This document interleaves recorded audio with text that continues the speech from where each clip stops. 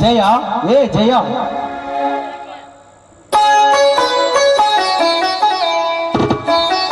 ಬಂದಿ ಸ್ವಾಮಿ. ಯಾಕ್ರಿ ನಿಮ್ಮ ಮುಖವೇಕೆ ಭಕ್ತಿ ಬಾರ್ದಿದ್ದಾಗಿದ್ದಿಲ್ಲ? ಯಾಕೆ ಏನಾಯ್ತು ಸ್ವಾಮಿ? ಹಾಗೇನಿಲ್ಲ, ಯಾಕೋ ಮನಸ್ಸಿಗೆ ನೆಮ್ಮದಿ ಇಲ್ಲದಂತಾಗಿದೆ.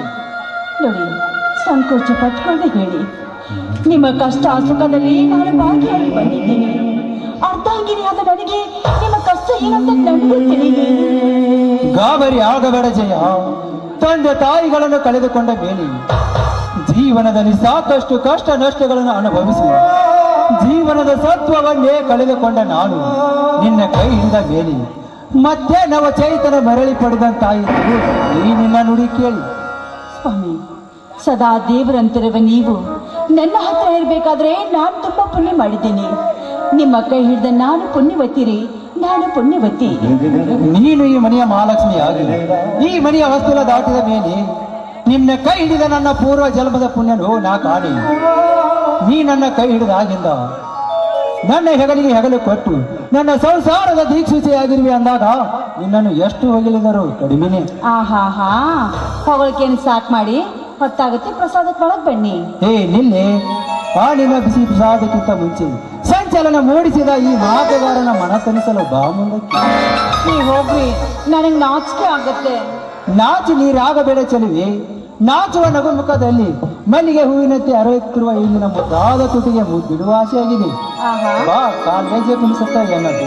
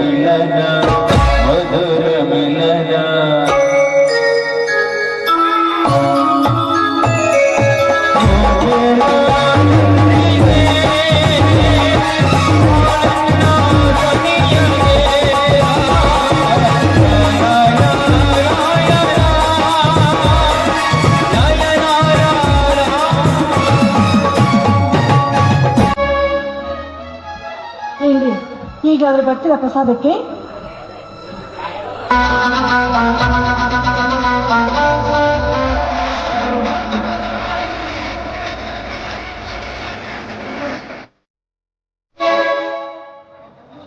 ಅಣ್ಣ ಅಣ್ಣ, ಯಾರೋ ಮೂರ್ಖ ನಿನ್ನ ಅಣ್ಣ. ಯಾಕಣ್ಣ, ಯಾರಿಗೆ ಮಾತು? ನಿನ್ನ ತಮ್ಮ ಕ್ರಾಂತಿವೀರ ಬಂದಿದ್ದೇನೆ. ಬಾಯಿ ಮುಚ್ಚಬೇಕು. ಅಣ್ಣ ಎಂಬ ಮಹತ್ರ ನುಡಿ ತೆಪ್ಪಿಸಿದ ನೀನು ನನ್ನ ತಮ್ಮನಲ್ಲ, ನನ್ನವರಿಗೆ ಯೋಗ್ಯವಾದ ಅಣ್ಣನೂ ನಾನಲ್ಲ. ಯಾಕ್ರೆ ಯಾಕ್ರೆ ಇವನಿಗೆ ಇಂಥ ಮಾತು?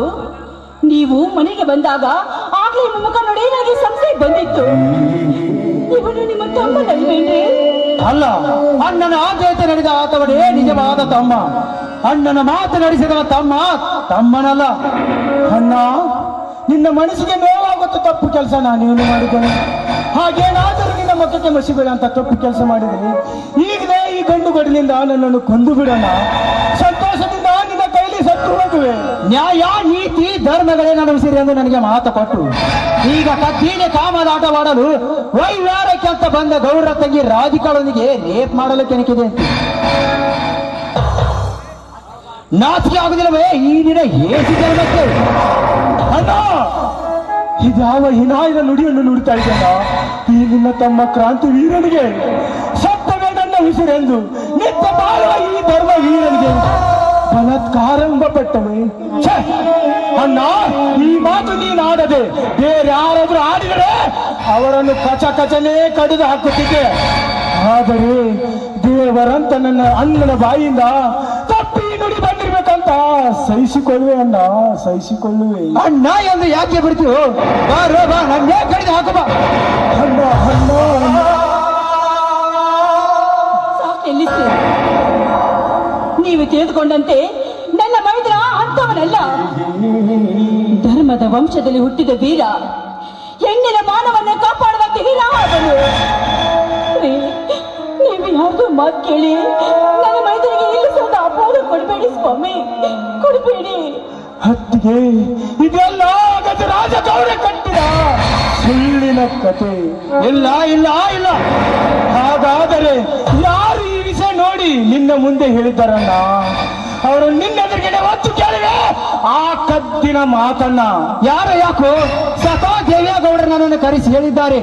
ಹಾಗಾದರೆ ಅವನು ಮಾನ ಮರ್ಯಾದೆ ಬಿಟ್ಟ ನಾಲಾಯ್ಕು ಅಂತ ಕಾಣುತ್ತೆ.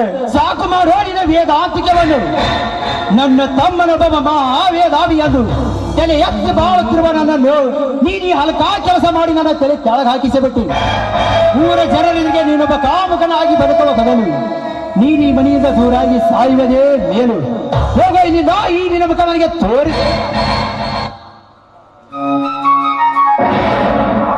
ಅಣ್ಣ ಅಣ್ಣ ಅಣ್ಣ, ತಮ್ಮನ ಮೇಲೆ ವಿಶ್ವಾಸ ಕಳೆದುಕೊಂಡು ನೀನು ಇಷ್ಟೊಂದು ಕಠೋರವಾದ ಅಣ್ಣ.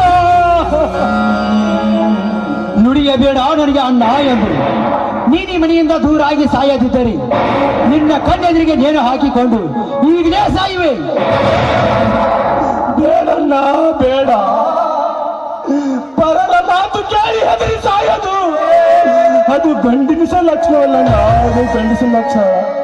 ಅಣ್ಣ ಅಣ್ಣ, ಶಾಂತಿಯಿಂದ ನನ್ನ ಮಾತು ಕೇಳಣ್ಣ. ಯಾವ ಕುತಂತ್ರದಿಂದ ಆಗದ ರಾಜನ ಮಾತಿಗೆ ಕಿವಿಗೊಟ್ಟು ಆ ಗೌಡ ಮಾನಹೀನವಾಗಿ ನಿನ್ನ ಮುಂದೆ ಹೇಳಿದ್ದನಲ್ಲ, ಅದು ನನ್ನ ಆತ್ಮಸಾಕ್ಷಿಯು ಸುಳ್ಳು.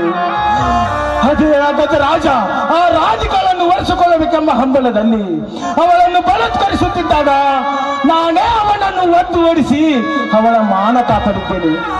ಅದಕ್ಕೆ ಆ ಗಾಯಗೊಂಡ ದಟ್ಟ ಸರ್ಪ ತನ್ನ ಸೇಡಿಗಾಗಿ ಈ ತಂತ್ರ ಹಿಡಿದಿದ್ದಾನೆ.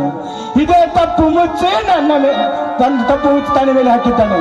ಅಣ್ಣ ನೋಡ್ತಾ ಇರು, ಇನ್ನು ಕೆಲವೇ ದಿನಗಳಲ್ಲಿ ಸತ್ಯವೇನೆಂದು ನಿನ್ನೆದುರಿಗೆ ತೋರಿಸಿ ಈ ಮನೆಗೆ ಕಾಲಿಡ್ತೀನಣ್ಣ. ಅಲ್ಲಿ ತನಕ ನನ್ನನ್ನು ಕ್ಷಮಿಸಿಬಿಡೋಣ. ಸರಿ ಹೋಯ್ತು. ಈ ಅಣ್ಣ ತಮ್ಮರ ಅಣ್ಣ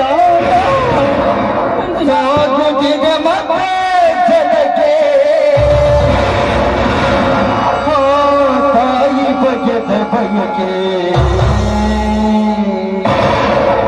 ದೂರಾದ ತಮ್ಮ ಮನೆಗೆ